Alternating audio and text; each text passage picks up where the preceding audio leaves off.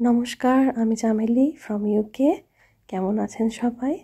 দুর্গাপুজোর পর বেশ কিছুদিন একটু ছুটি কাটিয়ে আবার আজকে হয়তো সবাই সকাল থেকে ভোর থেকে লেগে পড়েছেন মা লক্ষ্মীর পুজোর জন্য।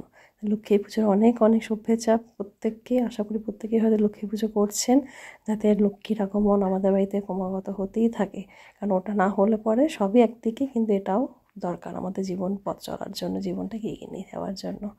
তাই আশা করি লক্ষ্মী পুজোতে সবাই তো ছোটো বড় হোক, অল্প বিস্তর যেমনই হোক, সবাই কিছু না কিছু ব্যবস্থা করেই থাকেন। তো আমি যেহেতু পুজো করতে পারবো না, কিন্তু পুজোর দিন হলে পরেই না মনটা ভীষণ চুকচুক করে, কিছু করলাম না।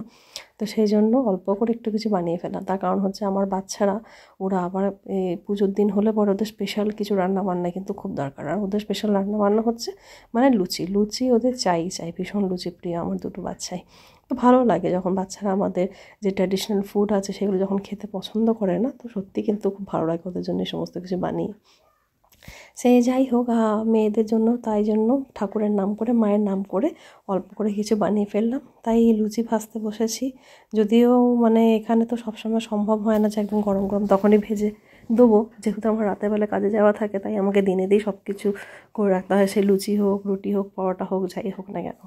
তো আমার বাড়িতে কিন্তু লুচি সবসময় খুব বেশি কোয়ান্টিটিতে করতে হয়, কারণ লুচি প্রত্যেকে ভক্ত, প্রত্যেকে লুচি খেতে ভালো। এবার লুচি তো শুধু হলে চলবে না, তার সাথে কিছু একটা চাই। তাই ছিল বাড়িতে কুমড়ো। যদি লক্ষ্মী পুজো করবো না, জানি পুজো করতে পারবো না, সেই জন্য পুজোর ব্যবস্থা কিছু করিনি গো। তাও দেখলাম বাড়িতে কুমড়ো পড়েছিল, তাই বানিয়ে ফেললাম কুমড়ো দিয়ে আলু দিয়ে একটা তরকারি, হালকা মিষ্টি, হালকা নুন নুন করে। আমি আবার খুব একটা মিষ্টি তরকারি পছন্দ করি না, আমাদের বাড়িতে কেউই পছন্দ করে না, তো আমার ঝাল ঝালই থাকে। তবে ঝালটা দিইনি, গোটা লঙ্কা দিয়ে দিই, সেটা পরে নিয়ে নিই। আর তার সাথে বেগুন ভাজা। বেগুন ভাজা আমাদের প্রত্যেকের খুব প্রিয়। হয়তো ভাববেন মাত্র 4 পিস কেন, কারণ আমরা 4 জন আছি। তার মধ্যে আমার ছোটো মেয়ে, সে আবার এ সমস্ত কিছুই হাত দেয় না, তার আবার ইংলিশ ফুডই বেশি পছন্দ, তবে লুচি ভীষণ প্রিয়। তো সেই জন্য 4 পিসই বেগুন ভাজা করলাম। আর তার সাথে করে ফেলছি হচ্ছে প্রত্যেকের ভীষণ প্রিয় ঘুগনি। যদি ঘুগনি আর নিরামিষ ঘুগনি, কোনো আমিষ আমি আজকে রান্নাঘরে ব্যবহার করিনি গো। আর ঘুগনিটা করার প্ল্যান ছিল না, ভেবেছিলাম ছোলার ডাল করব, কিন্তু ছোলার ডালে কৌটো খুলে দেখি একদম একটুখানি ছোলার ডাল পড়ে আছে, যেটা সাফিশিয়েন্ট হবে না আমাদের জন্য।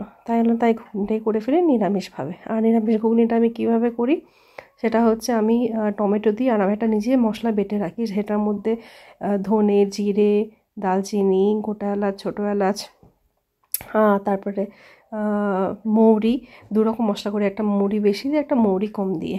আর তার সাথে অনেকটা আদা দিই। রসুন আমি বাটাতে দিয়ে রাখি না, তার কারণ হচ্ছে যদি নিরামিষ রান্না করতে হয় তখন এই বাটাটা কিন্তু ইউজ করলে পরে। আর টমেটো আর ঘি দিয়ে আর শেষকালে গুঁড়ো গরম মশলা দিয়ে রান্না করলে ভীষণ ভালো হয় এই নিরামিষ তরকারিগুলো।